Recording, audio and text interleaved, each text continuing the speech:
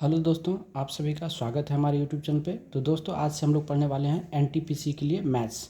चलिए, आपको स्क्रीन पर क्वेश्चन दिख रहा होगा। पहला क्वेश्चन कहता है कि यदि ए की आय बी की आय से 20% अधिक है तो बी की आय ए की आय से कितना प्रतिशत कम है।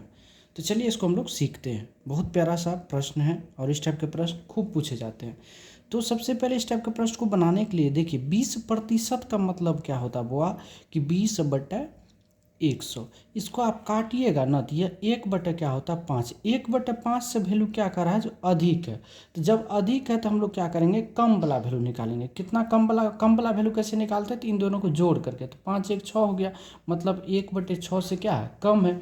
अब इसको क्या करना, आपको प्रतिशत में बदलना। तो बुआ, प्रतिशत में बदलने के लिए क्या करना, आपको 100 से गुना करना। अब काट दीजिए, 2 तिया 6, 50 दूना 100, यानी फाइनल जो वैल्यू हो गया वो हो गया कितना, 50/3, जिसको हम लोग क्या लिखेंगे, 16.2/3% क्या हो जाएगा, कम हो जाएगा। और यही वो आपका क्या है, आंसर है। तो जब भी इस टाइप के प्रश्न आए तो आप ऐसे ही बनाएंगे, ठीक है।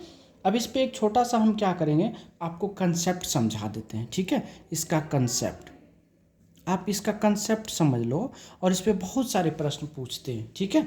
जैसे x/y से कोई वैल्यू अगर बढ़ता है तो वो x/x+y से कोई वैल्यू क्या हो जाता है, घट जाता है। क्या होता है, घटता है। x/y से कोई वैल्यू अगर बढ़ेगा तो x/x+y से क्या होता है, वैल्यू घटता है। ऊपर में देखिए ना, कोई चेंज नहीं होता है, ठीक है। बस आपको क्या करना है, याद रखना। जैसे कि आप इसी पे एक प्यारा सा क्वेश्चन और देख लेंगे।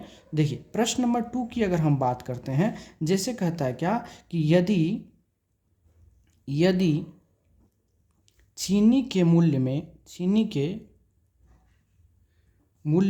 यदि चीनी के मूल्य में 60% की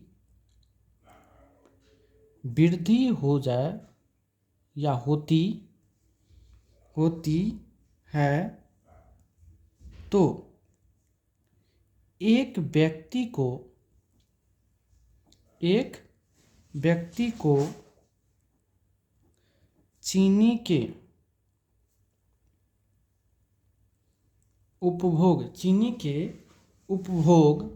के उपभोग में कितने प्रतिशत का कमी करना चाहिए या कटौती करनी चाहिए ताकि खर्च नहीं बढ़े, ठीक है। ये प्रश्न है। अब एक बार प्रश्न भी आप फिर से पढ़ लीजिए। करा, यदि चीनी के मूल्य में 60% की वृद्धि होती है तो एक व्यक्ति को चीनी के उपभोग में कितने प्रतिशत की कमी या कटौती करनी चाहिए, ठीक है, ताकि उसका खर्च ना बढ़े। बहुत अच्छा प्रश्न है। और इस प्रश्न को हम लोग कैसे सॉल्व करेंगे, देखिए एकदम विदिन सेकेंड में करेंगे। तो वो 60% का मतलब क्या होता है ना, कि 60/100 काटिए ना, तो 20 तिया 60, 20 पंचा 100, 3/5 से कोई वैल्यू में क्या हुआ, वृद्धि हुआ बुआ। तो घटेगा तो क्या होगा, 3/8 से कमी करना पड़ेगा। कमी में क्या किए हैं, देखिए ना, जोड़े हैं ना, तो क्या होगा, 3/8 से क्या होगा, कमी करना पड़ेगा। और प्रतिशत में बदलने के लिए क्या करते हैं, 100 से गुना करते हैं। तो काट दीजिए, 4 दूना 8, 25 तिया, सॉरी 2500 के 100, तो 25 तिया कितना हो गया बुआ, 75। 75/2 को हम लोग क्या लिखेंगे, 37.1/2%। और ये आपके क्या हो गए, आंसर हो गए। समझ गए कि नहीं। चलिए, अब अगला प्रश्न की ओर चलते हैं हम लोग। अब उस टाइप के प्रश्न में आप लोगों को कोई दिक्कत नहीं होना चाहिए। एक छोटा सा हम लोग क्रयमूल्य पर हम लोग प्रश्न करेंगे। कहता है, जो एक रेडियो का क्रयमूल्य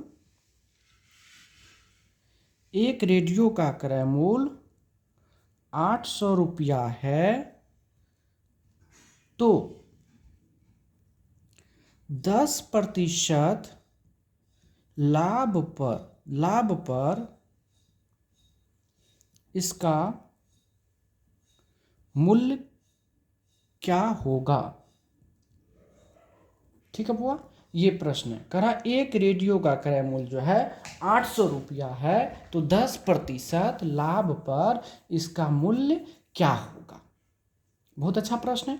तो चलिए इसको हम लोग क्या करते हैं, सॉल्व करते हैं। ठीक है, देखिए तो सीपी बराबर कितना है आपको? 800 रुपया। सीपी बराबर कितना है? 800 रुपया। ठीक है, प्रॉफिट कितना बाबू? 10%। प्रॉफिट अगर 10% है तो एसपी कितना होगा? 110%। यानी बेचेगा कितना में? 110% में, यही ना। तो अब यहाँ से निकाल दीजिए ना, एसपी बराबर यानी 800 का 110% निकाल लेंगे हम। डबल जीरो खत्म, 11 8 कितना हो? 88, मतलब 880 रुपया। ये आपके आंसर हो गए। क्या? अगर बुआ आप इस टाइप से नहीं बनाना चाहते हो तो इसका दूसरा भी नियम है। चलिए हम वो भी नियम आपको बता देते हैं। ठीक है, दूसरा नियम क्या है कि क्रय मूल्य जो बुआ होता है वो 100% होता था। 100% का वैल्यू कितना है आपको? 800। क्रय मूल्य 100% होता है। अब 10% लाभ पर बेचेगा तो कितना में बेचेगा? 110%। इसका वैल्यू आपको निकालना है, तो हो जाएगा 800 बटे कितना? 100 गुना 110। 2 जीरो से 2 जीरो खत्म हुआ, 11 8 88, मतलब 880 रुपया।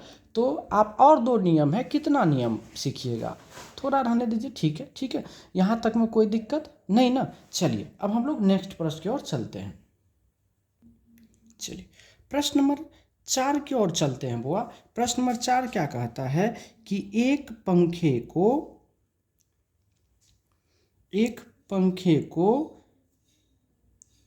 500 रुपया में खरीदा गया।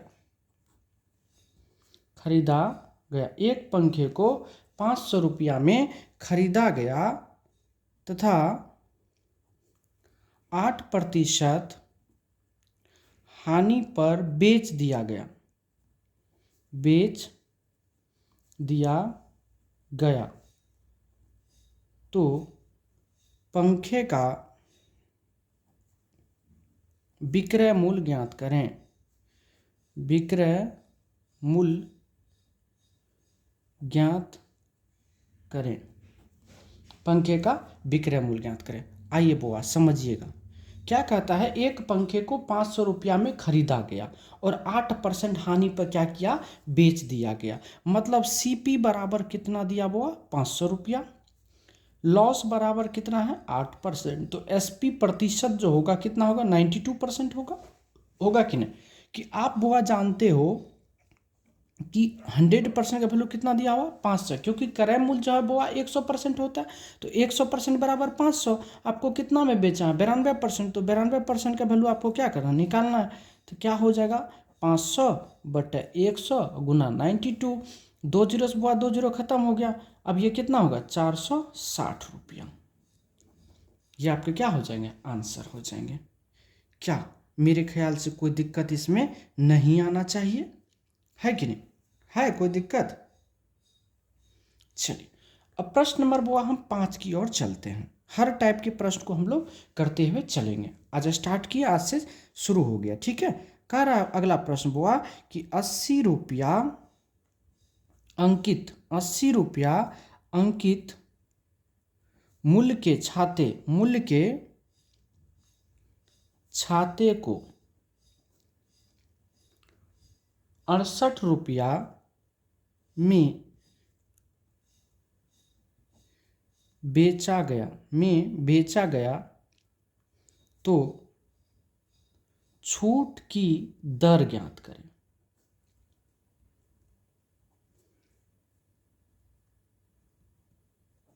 ठीक है, चलिए अब इसको हम लोग क्या करते हैं? सॉल्व करते हैं।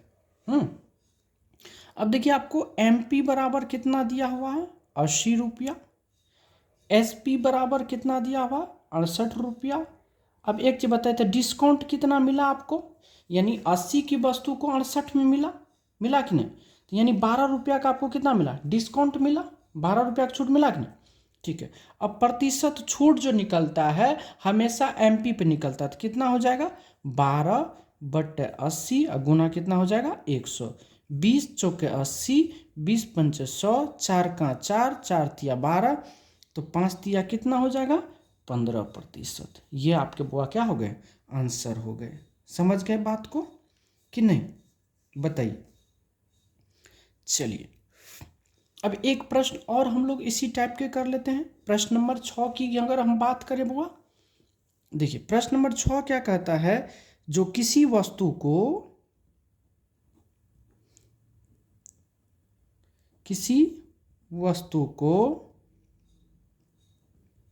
उसके अंकित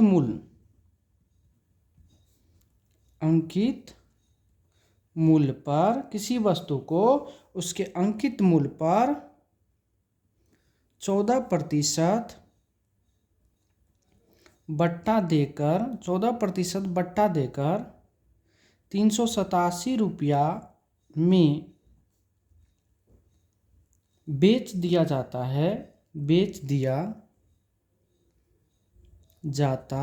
है तो वस्तु का अंकित मूल्य ज्ञात करें।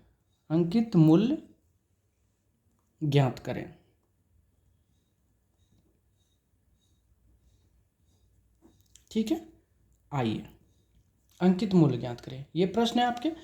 जब इस प्रश्न को हम लोग सॉल्व करेंगे तो अब एक चीज बताइए, कितना परसेंट का बट्टा दिया है, 14%। यानी एमपी जो था, एमपी बराबर कितना होता है, 100%। यानी मार्क प्राइस क्या होता है, अंकित मूल्य 100% होता है। डिस्काउंट कितना है, 14% का, मतलब एसपी कितना हो गया, 86% बेचा होगा। अब 86% का वैल्यू आपको कितना दिया हुआ है, 387। आपको कितना निकालना है, 100% निकाल लीजिए यहाँ से। तो 387/86 गुना क्या हो जाएगा बुआ, 100 हो जाएगा, होगा ना। अब इसको क्या करना है, आपको काट देना है। काटिए ना, 4 से अगर 2 से काटिए ना, 2 चौके 8, 2 तिया 6, 2 से ही हो गया कितना, 50। अब 9 मरतबे अगर काटिएगा तो ये पूरा पूरा कट जाएगा, तो 9 से कितना होगा, 45। यानी 450 रुपये क्या हो गया, आंसर हो गया। ठीक है, 450 रुपये क्या हो गया, आंसर हो गया।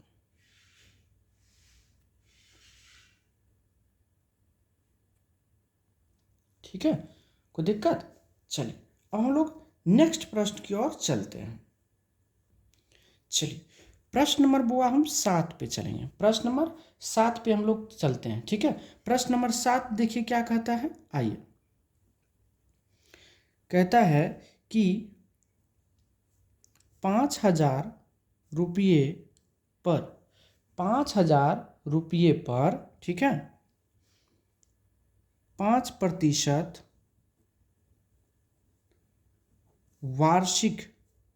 वार्षिक दर से 5 वर्ष, ठीक है, 5 वर्ष का साधारण ब्याज ज्ञात करें। साधारण ब्याज ज्ञात करें, ये क्वेश्चन है। आइए इसको हम लोग को क्या करना है, सॉल्व करना। देखिए साधारण ब्याज जो होता है, साधारण ब्याज, ये जो साधारण ब्याज होता है वह RT% के बराबर होता है। किसके बराबर होता है, RT%। आर का मतलब कितना है, 5 गुना 5 कितना हो गया, 25%। किसका, प्रिंसिपल का। तो निकाल दीजिए यहाँ से, SI बराबर 5,000 का कितना, 25% बटे 100। 2 जीरो खत्म हो गया, 25 पंचे 125, तो 1250 रुपये क्या हो जाएंगे, इसके साधारण ब्याज हो जाएंगे। क्या हो जाएंगे, साधारण ब्याज हो जाएंगे। ठीक है, चलिए एक प्रश्न और हम लोग इसी पर कर लेते हैं। प्रश्न नंबर 8 की बात अगर हम करें, प्रश्न नंबर 8 क्या कहता है कि 5,000 रुपया पर 8% की वार्षिक दर से 3 वर्ष का साधारण ब्याज ज्ञात करें। 3 वर्ष का साधारण ब्याज ज्ञात करें। बहुत अच्छा प्रश्न है, आइए इसको हम लोग सॉल्व करते हैं। देखिए तो P बराबर कितना दे दिया 5000, R बराबर कितना है 8% और T बराबर कितना है 3 ईयर। तो SI बराबर जब निकालेंगे तो क्या हो जाएगा 5000 का RT%, R3 कितना हुआ 24% निकाल देंगे, प्रतिशत हटेगा नीचे में 100 बैठेगा, 2 जीरो से 2 जीरो खत्म, 24 पंचे 120 यानी कितना हो जाएगा 1200 रुपया। ये आपके आंसर हो गए। क्या कोई तकलीफ नहीं ना? आइए अब हम लोग बात करेंगे थोड़ा सा अगला टॉपिक में अगर चलें, प्रश्न नंबर 9 की अगर हम बात करें तो थोड़ा सा चक्रवृद्धि ब्याज वाले चैप्टर में हम लोग चलते हैं। ठीक है, आइए क्वेश्चंस कहता है कि 3000 रुपये 20% वार्षिक चक्रवृद्धि ब्याज की दर से 2 वर्ष का चक्रवृद्धि मिश्र धन ज्ञात करें। मिश्र धन ज्ञात करें। ठीक है, ज्ञात करें। तो चलिए हम लोग इसको सॉल्व करते हैं। ठीक है, तो देखिए सबसे इसमें रेट पर काम किया जाता है। तो 20% का मतलब कितना हुआ 1/5। जब चक्रवृद्धि ब्याज होता है जोड़ के लिखते हैं कितना हुआ 6/5। कितना साल, जितना समय दिया रहेगा उतना पावर करेंगे 2, 6 छः के कितना हुआ 36 बटे कितना हो गया 25। ये हो जाता है अमाउंट, ये हो जाता है प्रिंसिपल। ठीक है, अब आइए अब देखिए यहाँ से कि 25 यूनिट का वैल्यू कितना दिया हुआ आपको 3000। आपको कितना यूनिट का निकालना है 36 यूनिट का। तो क्या हो जाएगा 3000 बटे कितना 25 और गुना हो जाएगा कितना 36। 25 से काटिएगा तो 25 के 100 4 तिया 12 मतलब 120 मरतबे ये पूरा पूरा कट गया। अब जब इसको करिएगा तो ये जगह 4320 रुपया ये आपके आंसर हो जाएंगे। ठीक है, तो चक्रवृद्धि ब्याज का जब सवाल की बात करें तो हमेशा रेट को तोड़ा जाता है। तो 20% का मतलब 1/5 होता है, जोड़ के लिखे 6/5 हुआ। जितना समय रहता है पावर हो जाता है, स्क्वायर कर दिए यहाँ तो 36/25 हो गया। 36 आपका प्रिंसिपल हो क्या कहते हैं अमाउंट हो गया और ये 25 प्रिंसिपल हो गया। प्रिंसिपल दिया था तो प्रिंसिपल को प्रिंसिपल के बराबर कर दिया, जिसका निकालना होगा उसको निकाल दिया। ठीक है, और प्रश्न नंबर 10 की बात करते हैं और आज का लास्ट प्रश्न है, क्या कह रहा है चलिए देखते हैं। प्रश्न कह रहा है कि 8000 रुपये पर 5% प्रतिवर्ष की दर से 3 वर्ष का चक्रवृद्धि ब्याज ज्ञात करें। बहुत प्यारा प्रश्न है और हम लोग का लास्ट प्रश्न है। 10-10 प्रश्न हम लोग अभी सीखेंगे, फिर हम लोग 20 प्रश्न करेंगे। ठीक है, आइए तो यहाँ से 5% का मतलब क्या हुआ बुआ कि 1/20 और इसको लिखेंगे तो कितना हो गया 21/20। समय कितना वर्ष है बाबू 3 वर्ष, तो 3 यूनिट रखेंगे। 21 का स्क्वायर कितना होता है 9261 और 20 का स्क्वायर क्यू कितना होता है 8000। कितना अधिक है बुआ 1261। कितना अधिक है 1261। ये आपका क्या हो गया CI। आपको क्या मांग रहा था CI मांग रहा था। चक्रवृद्धि ब्याज का मतलब CI होता है। ये बुआ हुआ आपका अमाउंट और ये आपका क्या हुआ प्रिंसिपल। तो अभी देखिए ना कि 8000 का वैल्यू कितना दिया हुआ आपको 8000 बुआ। 1 यूनिट का वैल्यू कितना होगा 1 हो जाएगा। आपको CI चाहिए तो 1261 यूनिट का निकालना। तो 1261 यूनिट का वैल्यू क्या हो जाएगा 1 गुना 1261 बराबर कितना हो गया 1261 रुपया। यही आपके आंसर है। तो दोस्तों आज हम लोग यहीं तक रहेंगे। ठीक है, अगर आप लोगों का प्यार आशीर्वाद रहा तो हम लोग कल जो है फिर इस पे 20 क्वेश्चंस कल से हम लोग करना शुरू कर देंगे। ठीक है, आज के लिए बस इतना ही, धन्यवाद।